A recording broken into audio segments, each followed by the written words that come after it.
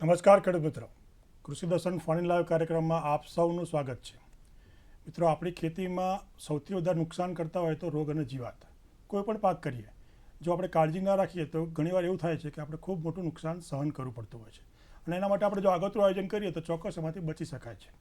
મિત્રો, હવે ચોમાસું ઋતુ નજીક આવી રહી છે, અને ચોમાસું ઋતુના પાકોમાં આપણે આ જે રોગ અને જીવાત આવે છે એનું નિયંત્રણ કેવી રીતે કરવું, કઈ રીતે આગોતરું આયોજન કરવું અને આવ્યા પછી શું કરવું એ પણ જાણવું ખૂબ જરૂરી છે.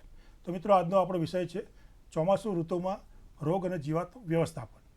રોગ અને જીવાતને લગતા કોઈ પણ પ્રશ્ન હોય આપને તો આપ અમને ફોન કરી શકો છો. અમારો ફોન નંબર નોંધી લેશો: 079-2685-3814 અને 2685-3816. આપ જ્યારે પણ ફોન કરો ત્યારે ચોમાસું ઋતુને લગતા કોઈ પણ પાક હોય એમાં રોગ અને જીવાતને લગતા કોઈ પણ પ્રશ્ન હોય તો આપ ઘેર બેઠા અમને ફોન કરી શકો છો. અને આ વિષયની માહિતી આપવા માટે આજે આપણા સ્ટુડિયોમાં બે મહાનુભાવ પધાર્યા છે.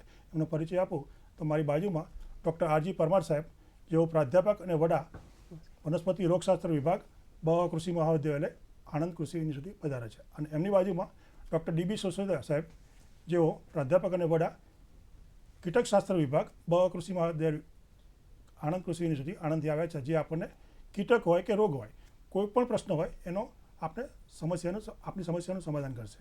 તો આપ અમને ફોન કરી શકો. ચલો આપણે કાર્યક્રમની શરૂઆત કરીએ. નમસ્કાર પરમાર સાહેબ. નમસ્કાર સર, આપનું સ્વાગત છે. પહેલો પ્રશ્ન એ થાય કે સંકલિત રોગ જીવાત વ્યવસ્થાપન એટલે શું, પરમાર સાહેબ? સંકલિત રોગ અને જીવાત નિયંત્રણની આપણે વાત કરીએ તો એમાં જુદી જુદી પદ્ધતિઓ છે, જેમ કે ખેતી પદ્ધતિ છે, રાસાયણિક પદ્ધતિ છે, જૈવિક પદ્ધતિ છે. એના આ પદ્ધતિનો ઉપયોગ થકી જે રોગ કે જીવાત જે નુકસાન કરતા હોય એને આપણે અટકાવી અને પર્યાવરણને સંતુલિત કરીએ અને જે કંઈ રોગ અને જીવાતનું આપણે નિયંત્રણ કરીએ એને સંકલિત રોગ જીવાત નિયંત્રણ વ્યવસ્થાપન કહેવામાં આવતું હોય છે. તો સાહેબ, એનું મહત્વ શું આપણી ખેતી? એનું મહત્વ ખાસ કરીને આપણે વાત કરીએ કે આપણે જોઈએ રોગ અને જીવાતથી મોટાભાગે ઘણું બધું નુકસાન ખેડૂતોને વેઠવું પડતું હોય છે. એટલે નુકસાન ઘટાડી અને પર્યાવરણને આપણે સંતુલિત કરી અને જે કરીએ છીએ એટલે એ રીતે એનું મહત્વ ઘણું બધું રહેતું હોય છે. ખૂબ સરસ. સુસરાજી સાહેબ, સંકલિત જીવાત વ્યવસ્થાપન છે એમાં કયા કયા ઘટકોનો સમાવેશ થાય? ચોક્કસ રમેશભાઈ, સંકલિત જીવાત વ્યવસ્થાપનના ઘટકોની વાત કરીએ તો સૌથી પહેલું છે ભૌતિક નિયંત્રણ પદ્ધતિ છે, ત્યાર પછી કર્ષણ નિયંત્રણ પદ્ધતિ છે, ત્યારબાદ યાંત્રિક નિયંત્રણ પદ્ધતિ છે, જૈવિક નિયંત્રણ પદ્ધતિ છે, જુદી જુદી વનસ્પતિઓ દ્વારા તૈયાર કરવામાં આવતી જે વનસ્પતિજન્ય કીટનાશકો છે, અને રાસાયણિક પદ્ધતિ એટલે કે રસાયણો જે છે એનો ઉપયોગ કરી અને આપણે જે જીવાત નિયંત્રણ અપનાવીએ છીએ, આ બધા જુદા જુદા એના ઘટકો છે. ખૂબ સરસ.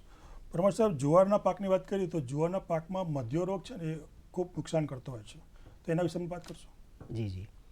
જુવારની આપણે વાત કરીએ તો મધ્ય એક પ્રકારની ફૂગથી થતો રોગ છે. ખાસ કરીને એક બીજ મારફતે ફેલાતો હોય છે. શરૂઆતના આપણે જો રોગના લક્ષણની વાત કરીએ તો જ્યારે ડુંડું નીકળે છે, ડુંડામાં એક મધ જેવો ચીકણો પદાર્થ ચડતો હોય છે, અને એના કારણે આખું ડુંડું છે અમુક સમયે કાળું પડી જતું હોય છે. અને જ્યારે જો પવન આવે તો એ ફૂગ છે ફેલાવો કરતી હોય છે. એટલે ખેડૂત મિત્રો, જ્યારે આપણને આવું કંઈ દેખાતું હોય મધ્યા જેવું, તો તરત જ આપણે જે ઝાયનેબ નામની જે ફૂગનાશક છે 0.2% એટલે કે 10 લીટર પાણીમાં 20 ગ્રામ મુજબ ઓગાળીને છંટકાવ કરીએ તો જે જુવારનો મધ્યો છે એ આપણે શરૂઆતની અવસ્થાથી નિયંત્રણ કરી શકીએ છીએ. ખૂબ સરસ. સુસરાજી, સંકલિત જીવાત વ્યવસ્થાપન છે એના જે આપણે અપનાવીએ તો ખેડૂતોને શું ફાયદા થાય? સામાન્ય રીતે જ્યારે ખેડૂતો તેમના પાકની અંદર જીવાત અથવા રોગનો પ્રશ્ન હોય ત્યારે એ લોકો વધારે પડતા રાસાયણિક દવાઓ પર નિર્ભર રહેતા હોય છે. હવે આપણે જાણીએ છીએ કે ફક્ત ને ફક્ત જો રાસાયણિક દવાઓ આપણે વાપરીએ તો ઘણા બધા એના ગેરફાયદા છે. જ્યારે સંકલિત જીવાત વ્યવસ્થાપન પદ્ધતિ આપણે વાપરીએ તો સૌથી પહેલાં તો જીવાત અથવા રોગની અંદર જે પ્રતિકાર શક્તિ રાસાયણ સામે કેળવાતી હોય એ કેળવાતી નથી. તદુપરાંત જે ગૌણ જીવાતો છે એ ગૌણ જીવાતોનું મુખ્ય જીવાતોમાં જે રૂપાંતર થવાનું છે એ આપણે અટકાવી શકીએ છીએ. ત્યારબાદ અટકાવું છું અત્યારે કોલર મિત્ર જોડાય છે, જસવંતભાઈ. જસવંતભાઈ, આપનું સ્વાગત છે. આપનો પ્રશ્ન કહો. મારો પ્રશ્ન એમ છે કે મેં આંબાની કેસર કેરીનું વાવેતર કર્યું છે. હાજી. તો એ કેસર કેરીના છોડ લગભગ 3 વર્ષના મેં રોપેલા છે, અને એની અંદર કેસરમાં અમુક છોડમાં મોટે ભાગે લગભગ 40% છોડમાં ગાંઠો થઈ ગયું છે, અને એકદમ નાના પાન જેવું દેખાય છે, ગાંઠો બહુ દેખાય. તો આનું નિયંત્રણ કેવી રીતે કરવું? ચોક્કસથી. પરમાર સાહેબ. જી જસવંતભાઈ, આપણે જે વાત કરી કે કેસર કેરી છે એના આંબા 3 વર્ષ જૂના છે, તો એમાં એક દેહધાર્મિક વૃદ્ધિ થતી હોય છે. એક પ્રકારનો રોગ આપણે કહી શકીએ છીએ એને. તો ખાસ કરીને જે આપણા જે આમ સમસ્યા છે, ખાસ કરીને આપણે એના વાનસ્પતિક વૃદ્ધિની જે છે એ છે. તો એના માટે ખાસ કરીને આપણે એક કામ કરવાનું છે કે શરૂઆતમાં જે આપણને ડાળીમાં જે નાના નાના પાંદડા થઈ ગયા છે એ ડાળીને આપણે કાપી અને તરત જ કાર્બનડિઝમના જે ફૂગનાશક છે એ 10 લીટર પાણીમાં 10 ગ્રામ મુજબ ઓગાળીને છંટકાવ કરવો છે અને કાપેલા ભાગ ઉપર જો છાણિયું ખાતર મળે તો એ લગાવવાનું છે અથવા કાર્બનડાઇઝમની લુગદી બનાવી અને આપણે ચોપડીશું તો જે અન્ય જે ચેપ લાગવાની શક્યતા આપણે ઘટાડી શકતા હોઈએ છીએ. ખૂબ સરસ પરમાર સાહેબ. અત્યારે કડીથી જીવરામભાઈ ઠાકોર જોડાયા છે. જીવરામભાઈ, આપનું સ્વાગત છે. આપનો પ્રશ્ન કહો. અચ્છા સાહેબ, ડાંગર ચોમાસામાં કરીએ બરોબર, હા, તો વધુ પડતા રોગ કયા ડાંગરમાં આવે છે?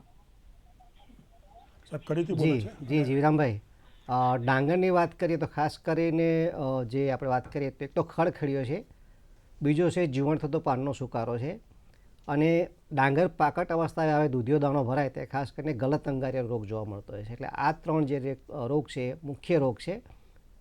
જી જીવરામભાઈ, બરાબર. તો એના ખાસ કરીને વાત કરું તો ખડખડીયો જે રોગ કહે છે આપણે તરુવાળીની અવસ્થામાંથી જ જોવા મળતો હોય છે. શરૂઆતમાં પાન ઉપર ભૂખરાગના ટપકા જોવા મળતા હોય છે. જેમ રોગ આગળ વધતો જાય, ડાંગરની અવસ્થા મોટી થતી જાય એમ ગાંઠ ઉપર પણ જોવા મળતો હોય છે અને કંટી ઉપર પણ જોવા મળતો હોય છે. એટલે મુખ્ય આ રોગ છે. તો શરૂઆતમાં જો આપણે રોગને આવતો જ અટકાવવો હોય તો રોગ પ્રતિકારક જાત છે એના માટે ખાસ કરીને અમારી વાત્રક છે, મહીસાગર છે, આ 2 જાતો જે મેં આ રોગો કયા એ બધા જ રોગ સામે પ્રતિકારક છે. બીજો રોગ વાત કરી મેં તમને એક જીવાણુ થતો પાનનો સુકારો છે. એ બીજ મારફતે ફેલાતો જીવાણુ થતો પાનનો સુકારો છે.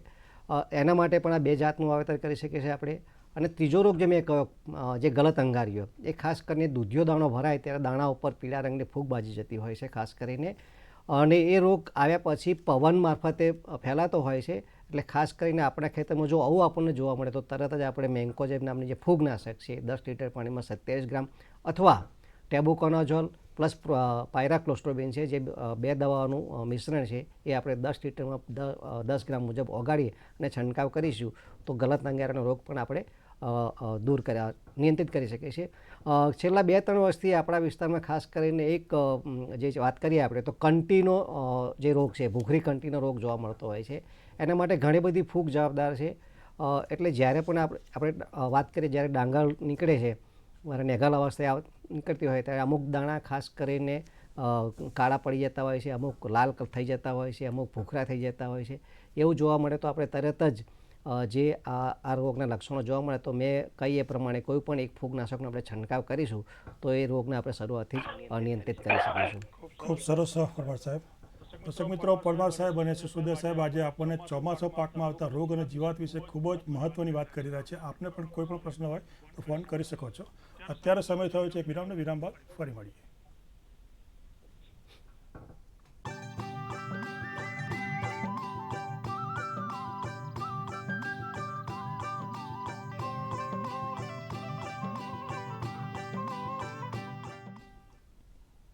વિરામ બાદ કૃષિદર્શન ફોન ઇન લાઈવ કાર્યક્રમમાં આપ સૌનું સ્વાગત છે. મિત્રો, આજનો વિષય ખૂબ જ અગત્યનો છે. ચોમાસુ ઋતુમાં સંકલિત રોગ જીવાત વ્યવસ્થાપન. એને લગતા કોઈ પણ પ્રશ્નો હોય તો આપ અમને ફોન કરી શકો છો. તારાપુરથી રામભાઈ, આપનું સ્વાગત છે. આપનો પ્રશ્ન કહો. રામભાઈ,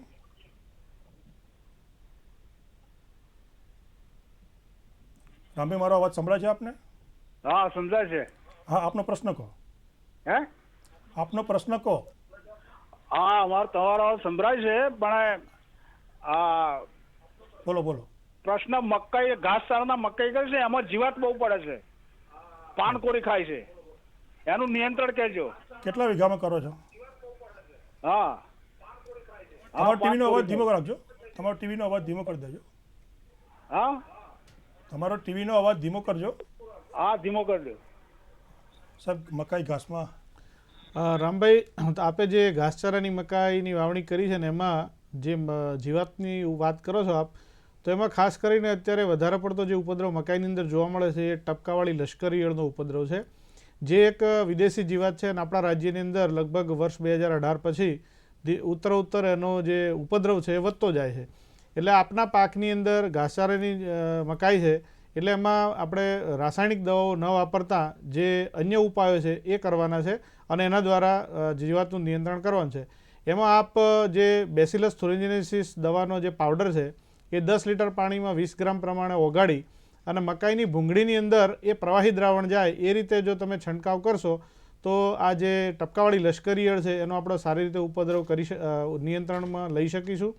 તદુપરાંત મેટારાઇઝિયમ એનિસોપ્લી નામની ફૂગ છે એ પણ આપણે ચોમાસાની અંદર ખાસ કરીને, ઉનાળાની અંદર આપણે ન વાપરી શકીએ. 10 લીટર પાણીની અંદર 40 ગ્રામ પ્રમાણે ઓગાળી અને એનો છંટકાવ કરીએ તો પણ આપણે આ ઈયળોનું નિયંત્રણ કરી શકીએ છીએ. તદુપરાંત લીમડાની મીંજનું 5% પ્રવાહી દ્રાવણ આપણે જો બનાવી અને એ પણ છંટકાવ કરો તો જે આ ટપકાવાળી લશ્કરી ઈયળ છે એનો ઉપદ્રવ આપણે ઘટાડી શકીએ અથવા તો કાબૂમાં લઈ શકીએ છીએ. અને આ ઘાસચારાનો પાક તમે જ્યારે પશુઓને ખવડાવો છો ત્યારે જે જંતુનાશક દવાના અવશેષોનો પ્રશ્ન છે એ પણ આપણે હલ કરી શકીએ છીએ. એટલે આ રીતે આ જીવાતનું આપણે નિયંત્રણ કરી શકીએ છીએ. ખૂબ સરસ સિસોદિયા સાહેબ. અત્યારે માળિયાથી ધીરુભાઈ આપણી રાહ જોઈ રહ્યા છે. ધીરુભાઈ, આપનું સ્વાગત છે. આપનો પ્રશ્ન કહો. હાલો, જય માતાજી જય રમેશભાઈ. માતાજી. હાજી, બોલો બોલો. હા, જય માતાજી રમેશભાઈ. બોલો બોલો. જય માતાજી. એ ધીરુભાઈ જોડિયા બોલું છું, મહુવા તાલુકાના માળિયા ગામથી. હાજી હાજી.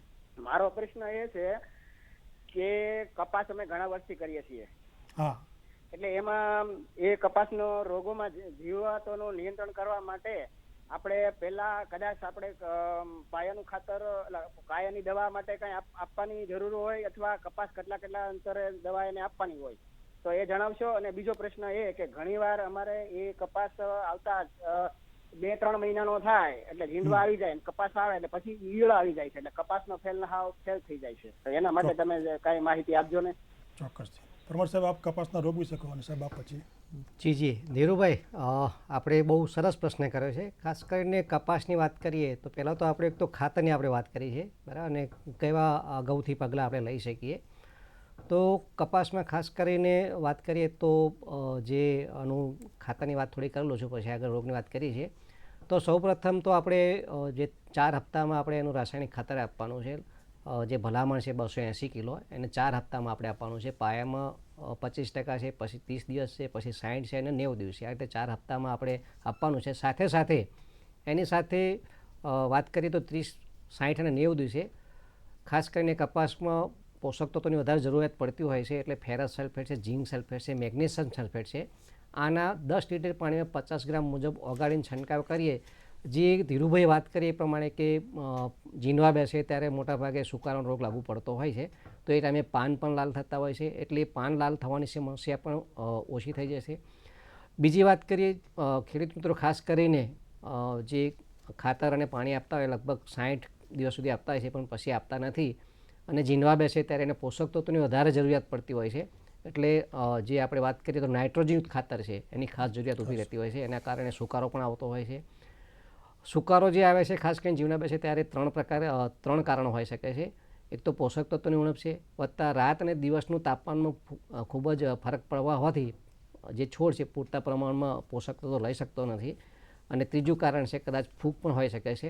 એટલે ખાસ કરીને આપણો પાક ઝીંડવા બેસે અને સૂકાનું પ્રમાણ આપણને જોવા મળે તો તરત જ આપણે કોપર ઓક્ઝીક્લોરાઇડ COC આપણે ઓળખીએ એ 10 લીટર પાણીમાં 40 ગ્રામ ઓગાળી રોગની શરૂઆત હોય એ છોડવા અને આજુબાજુના 10 થી 15 છોડની અંદર આપણે ટૂવા દેવાને. સાથે સાથે ઊભા પાકમાં ખાસ કરીને મેગ્નેશિયમ સલ્ફેટ જે છે એ 10 લીટર પાણીમાં 100 ગ્રામ ઓગાળીને છંટકાવ કરીશું તો પાન લાલ થવાની સમસ્યા પણ દૂર થશે. એટલે આવી રીતે આપણે આ રોગોનું નિયંત્રણ કરી શકીશું. અન્ય રોગની વાત કરું ખાસ કરીને તો એક પાનના ટપકાનો રોગ આવતો હોય છે. અત્યારે જયાભાઈ રાણા વઢવાણથી રાહ જોઈ રહ્યા છે, પહેલા સાંભળી લઈએ. જયાભાઈ રાણા, આપનું સ્વાગત છે. આપનો પ્રશ્ન કહો. હાજી, આપનો ખૂબ ખૂબ આભાર. હાજી, બોલો બોલો. આપનો પ્રશ્ન કહો.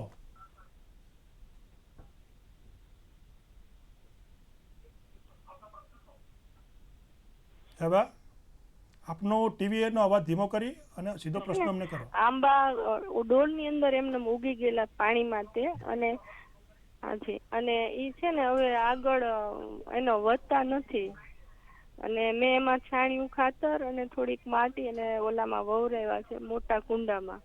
તો હવે મારે એને ખેતરની અંદર વવડાવવા હોય તો કેટલા આંબા કર્યા છે? આપો ને.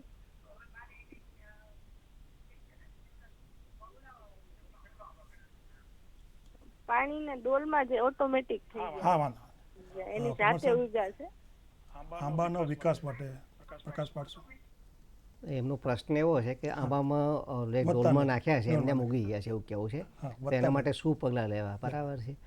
એટલે આમાં પ્રશ્ન થોડોક કઈ રીતનો છે? તમે જે ગોટલા હતા એ ઉગી ગયા છે કે કેમનું છે, કે તે થોડીક છણાવટ કરશો તો થોડો આપણે એનો જવાબ પ્રોપર આપી શકીએ. જાતે ડોલની અંદર ઉગેલા છે.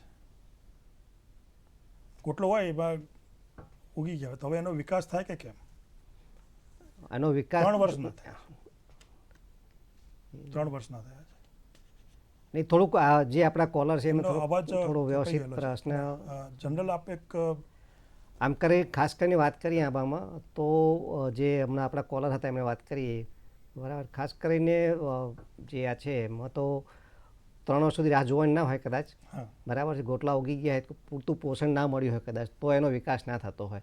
તો જ્યારે એને રોપણી કરવાની થાય તો ખાડા ખોદીને અંદર છાણિયું ખાતર છે, જમીનનો રોપાને બરાબર છે, એ જો થોડોક કાળજી લેશે તો એનો વિકાસ એમનો થઈ શકશે. પણ સાહેબ એક સ્વાભાવિક એક પ્રશ્ન અમને થાય કે આપણે ઘરે કેરી ખાતા હોય ને જે ગોટલા નીકળતા હોય ને પછી આપણે ફેંકી દીધા એમાંથી આ ઉગી ગઈ હોય તો એ પછી આપણે વાવી શકીએ? એટલે રમેશભાઈ, એમાં જો ચોક્કસ આપણને ખાતરી હોય કે આ કઈ જાતનો આંબો છે, ધારો કે રાજાપુરી છે કે કેસર છે, કે આપણે જાણતા હોય કે આ સારી જાતનો છે ને આપણે જો ખેતરની અંદર રોપવો હોય તો આપણે રોપી શકીએ, એની ફેર રોપણી કરી શકીએ. ખેતરમાં અથવા ઘરની આગળ કોઈ જગ્યાએ? વાત એમની એવી છે લગભગ કે ખાડા ખેતરની અંદર કઈ રીતના કરી અને વાવણી કરવી જોઈએ. તો એમાં આપણે 1.5 બાય 1.5 અથવા તો 2 બાય 2 ફૂટનો ખાડો યોગ્ય રીતે કરી અને જરૂરી પોષક તત્વો, ધારો કે એમાં છાણિયું ખાતર છે, વર્મી કમ્પોસ્ટ છે, બરાબર છે, એ બધા પોષક તત્વો પૂરા પાડતા ખાતરો અંદર ભરી અને વચ્ચે આંબો રોપી અને આજુબાજુમાં માટી રોપી દઈએ અને એનું ચોક્કસ અંતર છે, તમારે 10 બાય 10 વાવવું હોય કે 7 બાય 7 હાઈ ડેન્સિટી પ્લાન્ટિંગ કરવું છે તો એ પ્રમાણે આપણે આંબા જમીનની અંદર એટલે કે ખેતરની અંદર આપણે એની રોપણી કરી શકીએ. ખૂબ સરસ સુશોધન સાહેબ. દર્શક મિત્રો, સુશોધન સાહેબ અને પરમાર સાહેબ આજે ખૂબ જ મહત્વની વાત કરી રહ્યા છે ચોમાસું પાકમાં આવતા રોગ અને જીવાત વિશે. એના વિશે કોઈ પ્રશ્ન હોય તો આપ અમને ફોન કરી શકો છો. અત્યારે સમય થયો છે ફરી એકવાર વિરામ લેવાનો. વિરામ બાદ ફરી મળીએ.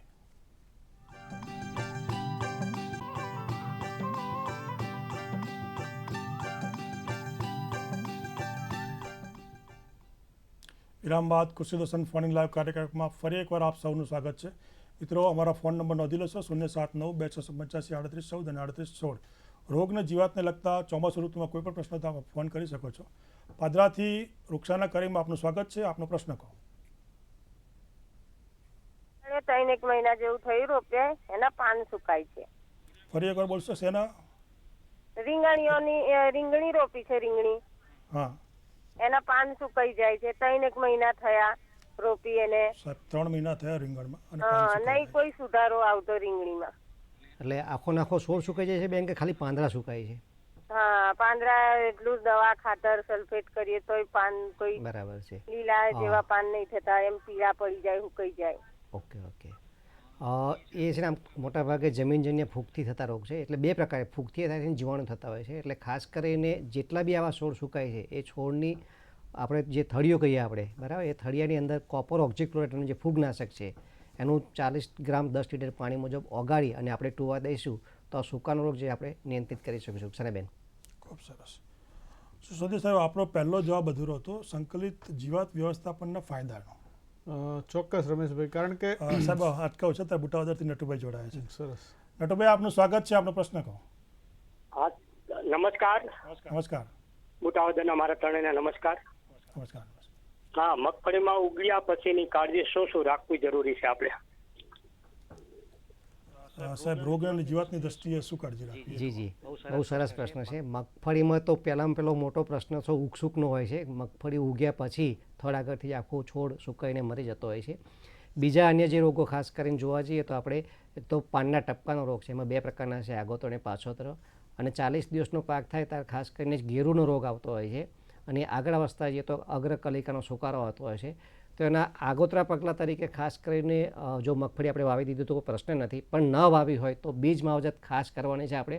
એમાં ખાસ કરીને કાર્બન રેઝિન પ્લસ મેન્કોજેબનું જે મિશ્રણ આવે છે એ, અથવા વાઇટાવેક્સ પાવર આવે છે, આ બંનેમાંથી કોઈ પણ એક ફૂગનાશક 1 કિલો બીજમાં 3 ગ્રામ મુજબ દવા નાખી અને બીજ માવજત આપીને વાવેતર કરીશું તો ઉગસુકનો રોગ છે, સાથે સાથે જે પાનના ટપકા આવતા હોય છે એને આપણે થોડોક આગળ કરી શકીશું. એક પછી 35 દિવસ થાય તો પાનના ટપકા આવતા હોય તો એ ટાઈમે ખાસ કરીને શરૂઆત થાય કે તરત જ આપણે ખાસ કરીને ક્લોરોથેનોનિલ છે, અથવા મેન્કોજેબ છે, અથવા પ્રોપિકોનાઝોલ છે, અથવા ટેબુકોનાઝોલ છે, આ કોઈ પણ ફૂગનાશકમાંથી ગમે તે એકનો છંટકાવ જરૂરી માત્રા મુજબ કરવાનો રહેશે. 60 દિવસે ખાસ કરીને પાછોતરા પાનના ટપકાતા હોય છે એમાં આગળ મુજબ છે. અને પછી એક ગેરુનો રોગ આવતો હોય છે. ગેરુ માટે પણ ક્લોરોથેનોલ છે અથવા પ્રોપિકોનાઝોલ છે. ક્લોરોથેનોલ આપણે ઉપયોગ કરતા હોય તો 10 લીટર પાણીમાં 27 ગ્રામ છે. પ્રોપિકોનાઝોલ આપણે ઉપયોગ કરતા હોય તો 10 લીટર પાણીમાં 10 ગ્રામ મુજબ છે. આ મુજબ જો આપણે પગલાં લઈશું તો જે કંઈ રોગો આપણે મગફળીમાં આવતા હોય છે આપણે નિયંત્રણ કરી શકીએ છીએ. અને એક રોગ ખાસ અગત્યનો હમણાં આપણે ખાસ કરીને આપણા સૌરાષ્ટ્ર રિજનમાં જોવા મળતો હોય છે, ખાસ કરીને અગ્રકલિકાનો સુકારો છે. એક પ્રકારનો વિષાણુનો રોગ છે અને તળતળિયાથી આ રોગનો ફેલાવો થતો હોય છે. એટલે ક્યાંય પણ આપણને એવું જોવા મળતું હોય કે મારી અગ્રકલિકા સુકાય છે તો એવા છોડ એકલ દોકલ આપણે ઉખાડી બાળી દેવાના છે અને તરત જ શોષક પ્રકારની કીટનાશક જે છે આપણે એનો છંટકાવ કરીશું તો અગ્રકલિકાનો સુકારો આગળ વધતો અટકાવીને આપણે આપણા પાકને બચાવી શકીશું. ખૂબ સરસ. સુસ્વાદી સાહેબ, આપ કીટકશાસ્ત્રના નિષ્ણાત છો અને આપણો જવાબ હંમેશા અધૂરો રહી જાય છે. સંકલિત જીવાત વ્યવસ્થાપનના ફાયદા. રમેશભાઈ, એ જવાબ આપતા પહેલાં જે પરમાર સાહેબ હમણાં વાત કરી મગફળીની અંદર જે કાળજી રાખવાની છે રોગની, તો સાથે સાથે જીવાતની વાત કરી લો એટલે એ મગફળી પાક આખો કવર થઈ જાય. તો મારા ધ્યાન પર છે ત્યાં સુધી સૌરાષ્ટ્રની અંદર મગફળીમાં મુંડાનો પ્રશ્ન બહુ સતાવતો હોય છે. એટલે જે પરમાર સાહેબે વાત કરી ઉકસુક માટે, એ જ રીતે આપણે જે મગફળીની અંદર જે મુંડા આવે છે અથવા તો વ્હાઇટ ગ્રબ અંગ્રેજીમાં કહેવાય છે, એના ઉપદ્રવ જો વધારે આવતો હોય તો આપણે મગફળી વાવતા પહેલાં એને જે ક્વિનાલફોસ દવા છે અથવા તો ક્લોરપાયરીફોસ દવા છે એ 1 કિલોગ્રામ બીજ દીઠ 25 ml પ્રમાણે બીજ માવજત આપી અને 3 કલાક સુધી આપણે સૂકવી અને પછી જો એનું વાવેતર કરીએ તો શરૂઆતની અવસ્થામાંથી જ આપણે જે આ મુંડાનો પ્રશ્ન છે એનો આપણે કાળજી લઈ શકીએ છીએ. તદુપરાંત જો ઊભા પાકની અંદર મુંડાનો જો પ્રશ્ન આવે તો આપણે અને જો પાણીની શું કહેવાય અછત વર્તાતી હોય, વરસાદ ન હોય અને જો પાણી આપવાનું થતું હોય તો આપણે 1 હેક્ટરે 4 લીટર જેટલી દવા આપણા ખેતરની અંદર પાણી સાથે આપવાની હોય છે. અને જો પાણી આપવાની જરૂરિયાત ન હોય તો 2.5 લીટર જેટલી દવા 2.5 થી 3 લીટર જેટલી દવા રેતીને મોઈ નાખી અને રેતી આપણે પૂંખી દેવાની છે ખેતરની અંદર. અને જ્યારે વરસાદ પડશે ત્યારે એ જે દવા છે જમીનની અંદર પ્રસરી જશે અને એ રીતે આપણે ઊભા પાકની અંદર પણ મુંડાનો જે ઉપદ્રવ છે એનું નિયંત્રણ કરી શકીએ છીએ. ખૂબ સરસ સાહેબ. અત્યારે આણંદથી દર્શનાબેન જોડાયા છે, સાંભળીએ. દર્શનાબેન, આપનું સ્વાગત છે. આપનો પ્રશ્ન કહો. હેલો સર, મારે ત્યાં 2 અરીઠાના ઝાડ વાયેલા છે અને એ અરીઠાના ફળ પડ્યા છે નીચે, મેં વીણ્યા નથી હજી. તો હવે એમાં છે ને બધા કેસરી કલરના નાના નાના જીવડા લાગી ગયા છે, ગોળ ગોળ આમ થઈ જાય છે. તો હવે ફળ વીણવા કે ના વીણવા, અથવા તો પછી હાર્મફુલ છે જીવાત? અને બીજે 2 નાના પ્રશ્ન છે કે આંબળાનું એક ઝાડ છે, એના મૂળમાં ખૂબ જ મંકોડા આવી ગયા છે, એ પછી એના પાના આમ થોડા ચીમડાઈ ગયા હોય ને એવા થઈ ગયા છે. અને એક લીંબુડીના ઝાડ છે ને એમાં કાણા બહુ પડી જાય છે પાંદડામાં. સર, આ 3 પ્રશ્નો મારે જાણવા છે. હવે બેન, જે અરીઠાનો આપ પ્રશ્ન કરો છો અને આપ આણંદથી જ બોલો છો એટલે આ મને એ સારું લાગે છે કે જો તમે એ સેમ્પલ લઈને અરીઠાનું અમારા કીટકશાસ્ત્ર વિભાગની અંદર આણંદ ખાતે જ જો આપ આવી જશો તો એનું પ્રત્યક્ષ આપણે સ્થળ પર નિરાકરણ કરી શકીશું. આમળાની વાત કરીએ, આમળાની અંદર મકોડા છે. મકોડા જનરલી જો ચીકટો મિલીબગ નામની જે જીવાત આપણા આમળાની અંદર હોય તો એના જે ગળ્યો પદાર્થ જળતો હોય છે તો ગળ્યા પદાર્થને લીધે આ મકોડા આવતા હોય છે. તો જો શક્ય હોય તો આ જે આમળાનું ઝાડ છે ત્યાં આગળ તમે ક્લોરપાયરીફોસ દવા 10 લીટર પાણીમાં 20 મિલી પ્રમાણે જો છંટકાવ કરી દેશો થળિયા ઉપર અને ઝાડ ઉપર તો કદાચ આ મકોડાનો પ્રશ્ન પણ હલ થઈ જશે. અને જો મિલીબગનો વધારે પડતો ઉપદ્રવ હોય તો પ્રોફેનોફોસ નામની જે દવા છે એ 10 લીટર પાણીમાં 15 થી 20 મિલી જેટલી નાખી અને સાથે સાથે 10 થી 15 ગ્રામ જેટલો ધોવાનો સોડા એની અંદર મિક્સ કરી અને આપણે છંટકાવ કરશું તો મિલીબગનું પણ સારી રીતે નિયંત્રણ કરી શકીશું. લીંબુડીના ઝાડની અંદર જે પાન ખવાયેલા એમ આપ વાત કરો છો તો ત્યાં આગળ હગારિયા ઈયળ હશે, પક્ષીની ચરક જેવી નાની નાની અથવા તો મોટી મોટી ઈયળો આપને જોવા મળશે. હવે આ જીવાતોની સંખ્યા જો જોઈએ તો બહુ ઓછી હોય છે અને જો લીંબોડીનું એક જ ઝાડ આપણા ઘર માટે જ ઉપયોગ માટે રાખ્યું હોય તો આવી જે ઈયળો દેખાય એ આપણે હાથથી વીણીને પણ એનો નાશ કરી શકીએ. કારણ કે હું દવા છાંટવાની ત્યાં વાત નહીં કરીશ, કારણ કે લીંબુ આપણે રોજબરોજના જીવનમાં આપણે કદાચ ઉપયોગમાં લેવાના હોય. તો આવી જો ક્યાંક ક્યાંક ઈયળ હોય તો આપણે હાથથી વીણીને પણ મિકેનિકલી એનું સીધું નિયંત્રણ કરી શકીશું. ખૂબ સરસ સિસોદિયા સાહેબ. દર્શક મિત્રો, સિસોદિયા સાહેબ અને પરમાર સાહેબ આજે આપણને ખરીફ ઋતુમાં એટલે કે ચોમાસુ ઋતુમાં આવતી રોગ અને જીવાત છે એની ખૂબ જ અગત્યની મહત્ત્વની માહિતી આપી રહ્યા છે. આપ પણ એમનો લાભ લઈ શકો છો. અત્યારે સમય છે વિરામનો. વિરામ બાદ ફરી મળીએ.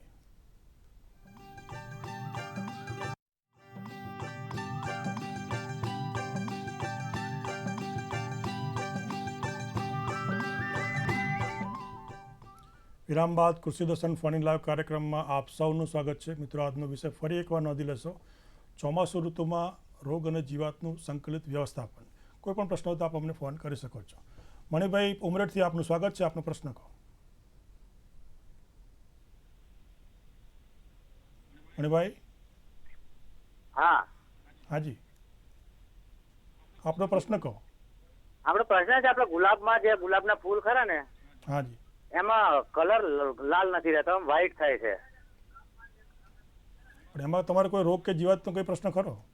હા, અમુક ઈયળ હોય એમાં નાની, હમણાં દવા મારી છે, આમાં બાયોડોઝ અને હોર્ટિસોલ જે દવા આવે છે હા, એ દવા મારી છે હમણાં અઠવાડિયા પહેલા. હા, એ દવા મારી છે, તો છતાં પણ કલર વ્હાઈટ થાય છે.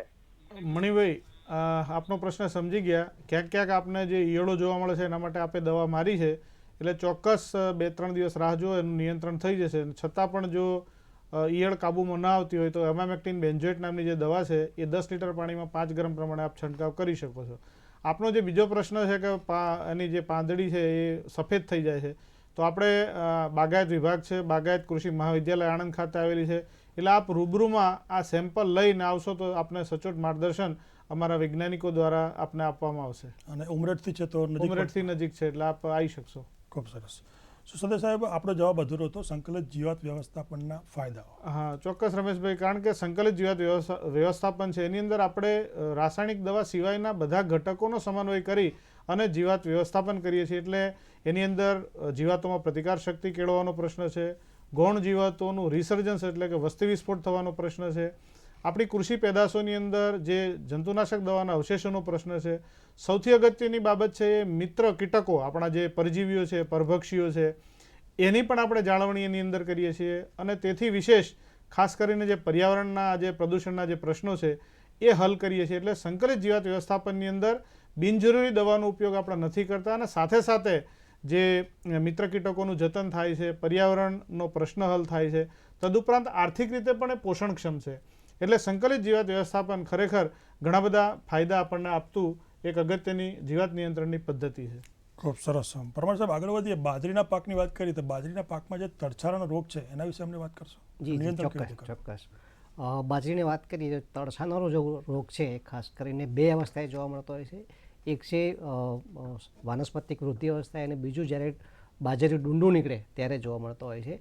આ એક પ્રકારનો બીજજન્ય રોગ છે, જમીનજન્ય રોગ છે અને હવા મારફતે ફેલાતો રોગ છે.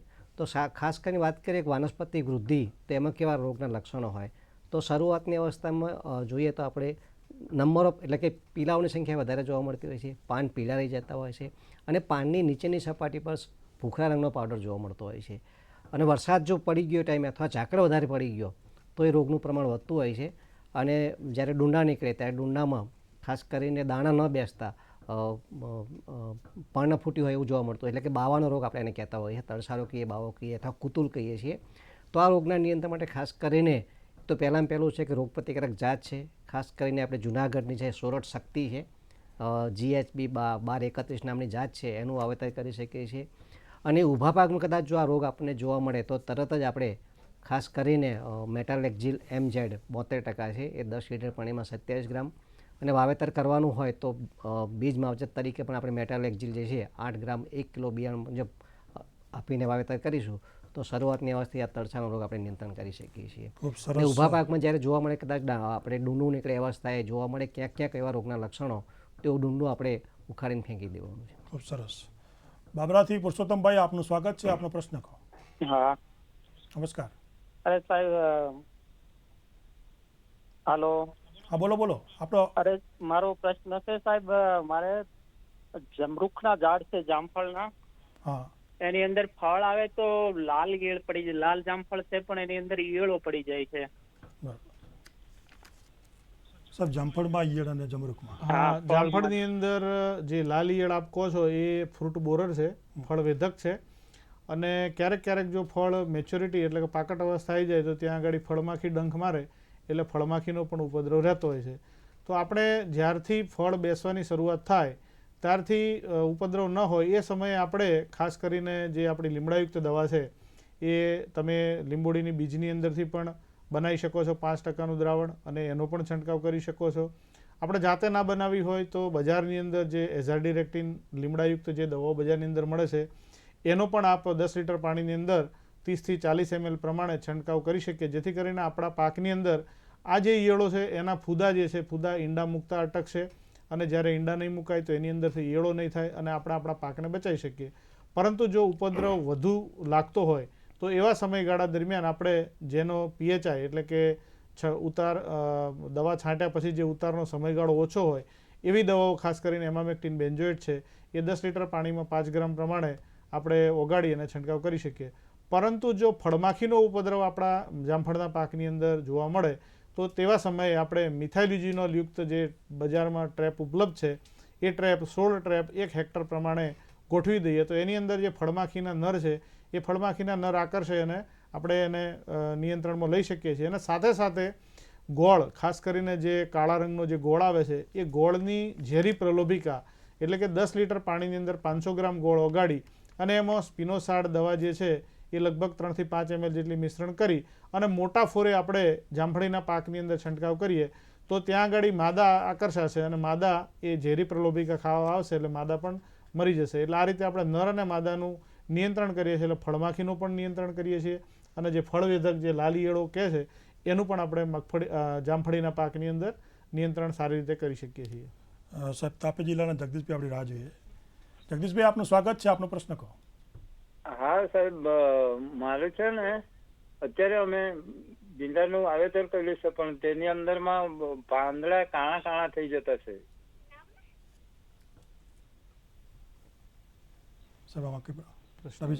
ફરીથી એકવાર પ્રશ્ન આપનો કહેશો? આપણે અત્યારે ભીંડાનું વાવેતર કર્યું છે. કયા પાકમાં? ભીંડાનું વાવેતર કર્યું છે. હા, પણ અત્યારે આમ 4 આંગળના થઈ ગયા છે પણ તો પાંદડા કાળા પડી જતા છે. એમ ભીંડાના પાકમાં પાંદડા કાળા પડી જાય છે. ભીંડાના પાન કાળા પડી જાય એટલે કદાચ અનુમાન કરી શકું છું કે ત્યાં આગળ જો મોલોમસી અથવા તો લીલા તડતડિયા કે ચૂસ્યા પ્રકારની જો જીવાતો હોય તો જનરલી શું થાય છે કે ચૂસ્યા પ્રકારની જીવાતો રસ ચૂસે તો એ ગળ્યા પદાર્થનું જરણ કરતી હોય છે અને જ્યાં ગળ્યો પદાર્થ નીચેના પાન ઉપર પડે ત્યાં કાળા રંગની ફૂગ એક ડેવલપ થતી હોય છે અને એટલે આપણને પાન કાળું પડી ગયેલું દેખાતું હોય. હવે એ જો ચૂસ્યા તમારા પાકની અંદર જોવા મળતા હોય તો એમાં ખાસ કરીને શોષક પ્રકારની સિસ્ટમિક ઇન્સેક્ટિસાઇડ આપણે અંગ્રેજીમાં કહીએ છીએ, ગુજરાતીમાં એને શોષક પ્રકારની કીટનાશક દવા કહેવાય. એમાં ઇમિડાક્લોપ્રિડ છે અથવા તો થાયોમિથોક્ઝામ છે, એ બે સારામાં સારી દવા છે જે આપણે 10 લીટર પાણીની અંદર જો તમે ઇમિડાક્લોપ્રિડ છાંટવાના હોય તો 3 થી 5 મિલી જેટલી લેવાની છે અને જો થાયોમિથોક્ઝામ છાંટવાના હોય તો 5 ગ્રામથી 7 ગ્રામ જેટલી દવા લઈ અને આપણે છાંટશું તો આપણે જે ચૂસ્યા છે ચૂસ્યાનું નિયંત્રણ કરી દઈશું તો ઓટોમેટિક જે કાળી ફૂગ છે એ કાળી ફૂગ ડેવલપ થતી અટકી જશે. પણ જો આવું તમને જોવા ન મળતું હોય તો વ્યારા ખાતે આપણું એક કૃષિ વિજ્ઞાન કેન્દ્ર છે, ત્યાં મારા નવસારી કૃષિ યુનિવર્સિટીના વૈજ્ઞાનિકો છે, તો આપ નજીકના કેન્દ્ર ખાતે સેમ્પલ લઈને જશો તો સચોટ માર્ગદર્શન આપણને આ બાબતનું મળી શકશે. ખૂબ સરસ સાહેબ. દર્શક મિત્રો, પરમાર સાહેબ અને સિસોદિયા સાહેબ ખૂબ સરસ માહિતી આપી રહ્યા છે. આપ પણ ફોન કરીને એમનો પણ લાભ લઈ શકો છો. ફરી એકવાર સમય છે વિરામનો. વિરામ બાદ ફરી મળીએ.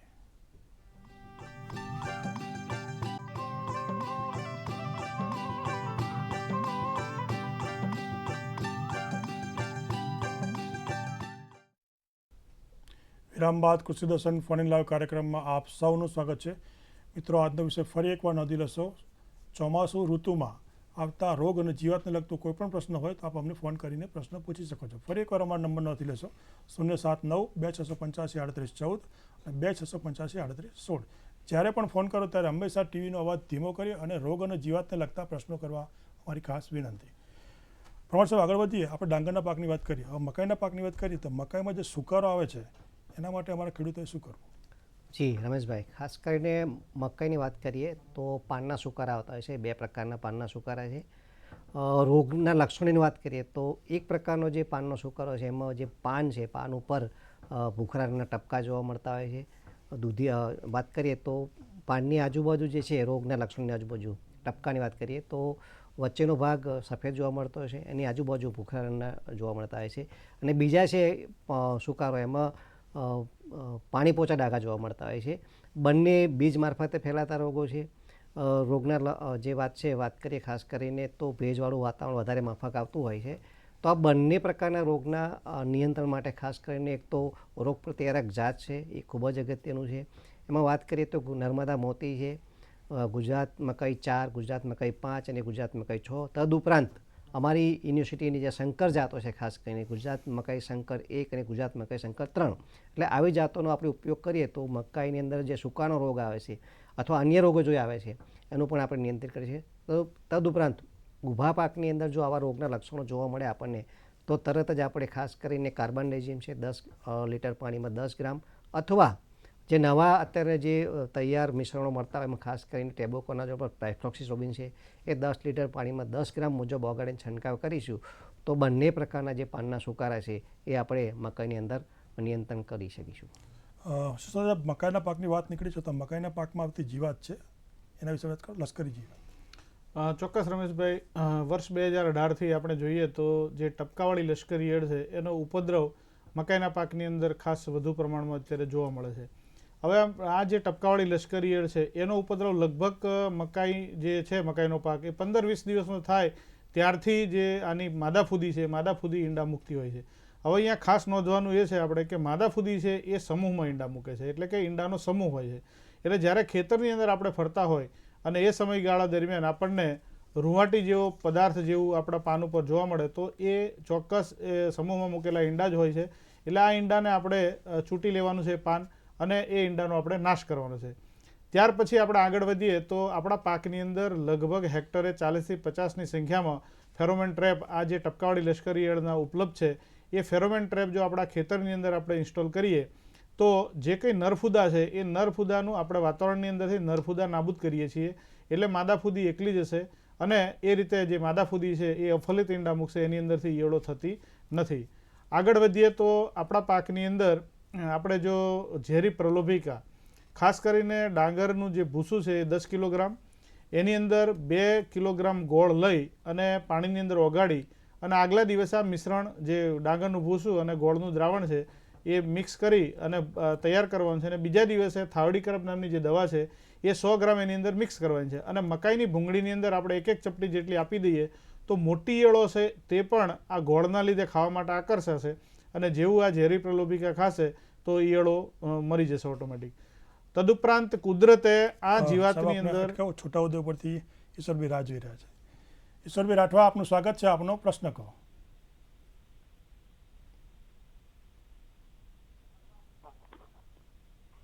ઈશ્વરભાઈ, દિવસે રીંગની રોટી છે હમણાં, હા, એમાં ધોરી મચ્છી આવી છે. હા, રીંગણીમાં શું થાય છે? આપ ફરતી બોલજો. હા, ધોરી મચ્છી. ધોરી મચ્છી રીંગણીમાં ધોરી મચ્છી એના જે ઇન્સેક્ટ છે રીંગણીનું વાવેતર કર્યું છે હમણાં, એમાં ધોરી મચ્છી પડી છે. એમ ધોરી મચ્છી પડી છે. સફેદ માખી. હા, એટલે આપણી રીંગણની અંદર તમે ધોરી મચ્છી કહો છો એ સફેદ માખી કહેવાય. અને સફેદ માખીનો ઉપદ્રવ માટે એ એક ચૂસ્યા પ્રકારની જીવાત છે અને એના માટે આપણે કોઈ પણ શોષક પ્રકારની કીટનાશક દવાનો છંટકાવ કરી શકીએ.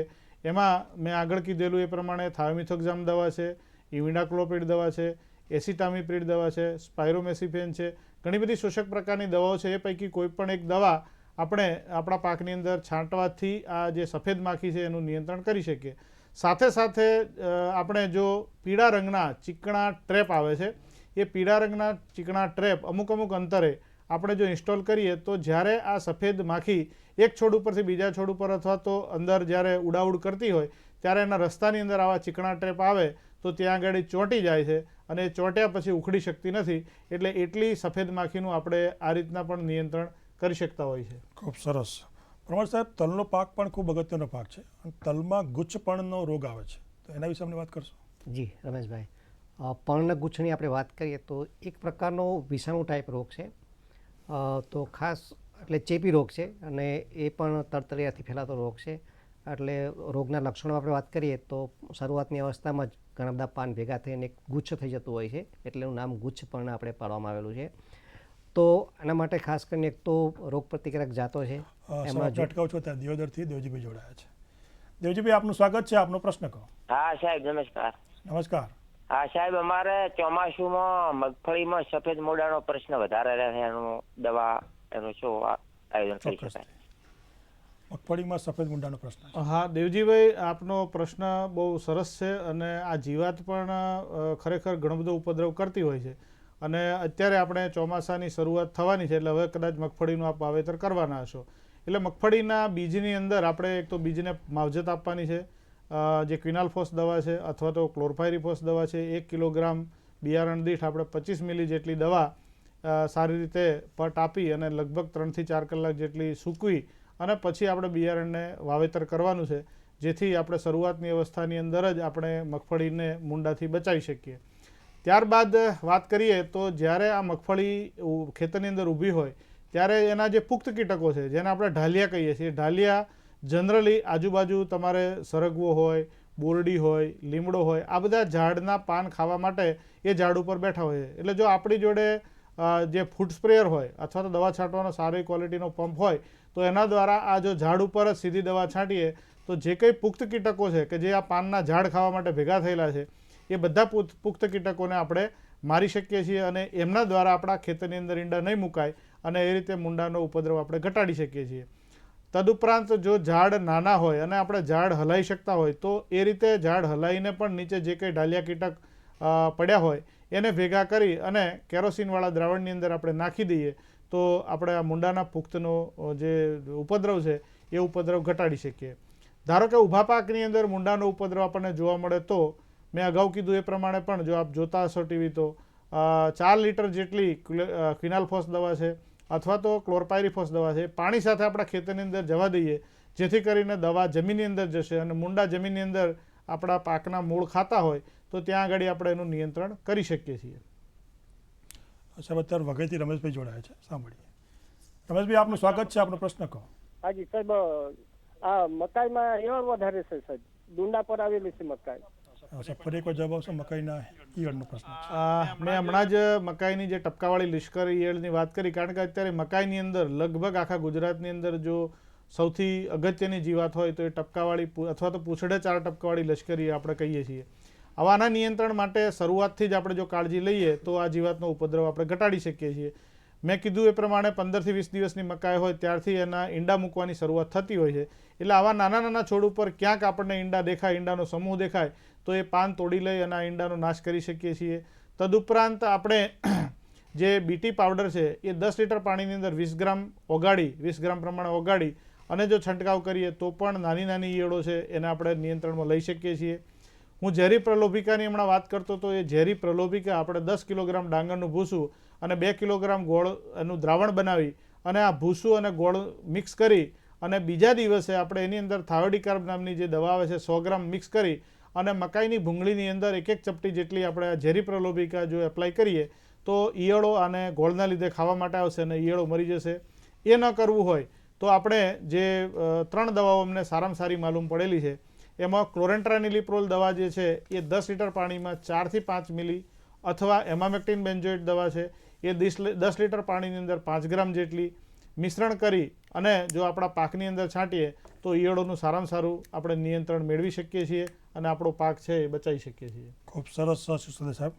પરમાર સાહેબ, અંતમાં અમારા ખેડૂતોને આપ શું સંદેશ આપશો ટૂંકમાં? ખેડૂત મિત્રોને ખાસ સંદેશ એટલે જ આપવાનો છે કે જ્યારે પણ આપણને આ રોગ કે જીવાત જોવા મળતા હોય તો અગાઉથી જ પગલાં લેજો અને ખાસ કરીને નજીકનું જે કે અમારું જે યુનિવર્સિટી છે આપના વિસ્તારની નજીક જ્યાં પણ ભણતા હોય, કારણ કે રોગને જે ઓળખવા છે એ થોડા મુશ્કેલ છે, એટલે એનું જો પ્રોપર આપણે નિદાન કરીશું તો સારી એવી આપણે એની માવજત કરીને આપણા પાકને બચાવી શકીશું. ખૂબ સરસ. સિસોદિયા સાહેબ, આપ શું કહેશો?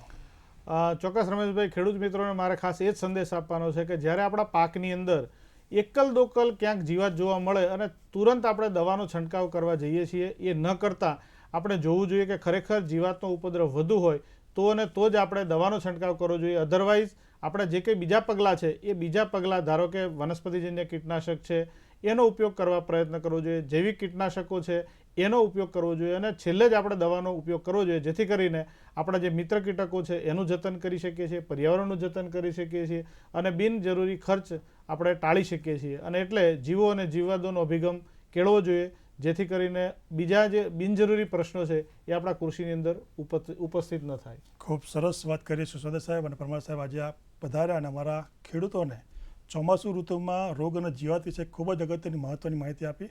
એ બદલ તમામ ખેડૂતો વતી અને દૂરદર્શન વતી આપનો આભાર માનું છું. દર્શક મિત્રો, જોયું પરમાર સાહેબ અને સિસોદિયા સાહેબ આજે અહીંયા આવ્યા અને ખૂબ જ અગત્યની મહત્વની માહિતી આપી. આશા રાખું કે આજનો કાર્યક્રમ આપ સૌને ખૂબ જ ઉપયોગી નીવડશે. મિત્રો, વિદાય લેતા પહેલાં આવતા શુક્રવારનો વિષય આપી દઈએ. આવતો શુક્રવાર એટલે કે તારીખ 21/6/2024, સમય છે સાંજે 5 કલાકે. વિષય છે બાગાયતી પાકોમાં મૂલ્યવર્ધન અને સ્ટોરેજનું મહત્વ.